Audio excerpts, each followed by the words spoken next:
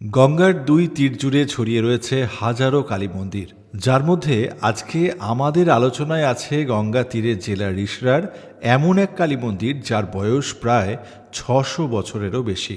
এই মুহূর্তে আমি যেখানে দাঁড়িয়ে আছি সেটা হুগলি জেলার অন্যতম বিখ্যাত প্রসিদ্ধ একটা কালী মন্দির।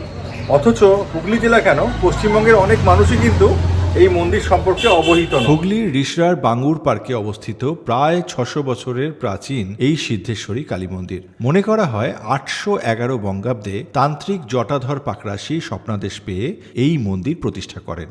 এই কালী কিন্তু চিরাচরিত কালী মূর্তির মতো নন। ইনি দ্বিভুজা মূর্তি, যার ডান হাতে রয়েছে খড়গ আর বাম হাতে নরমুণ্ড, কিন্তু নেই কোনো জীব, নেই কোনো মুণ্ডমালা। রিষড়াবাসীদের বিশ্বাস মা সিদ্ধেশ্বরী আজও তাদের আগলে রাখেন আর তাদের মনোবাঞ্ছা পূরণ করেন। আপনি কি গেছেন এই জাগ্রত মন্দিরে? তাহলে কমেন্টে আপনার অভিজ্ঞতা জানান।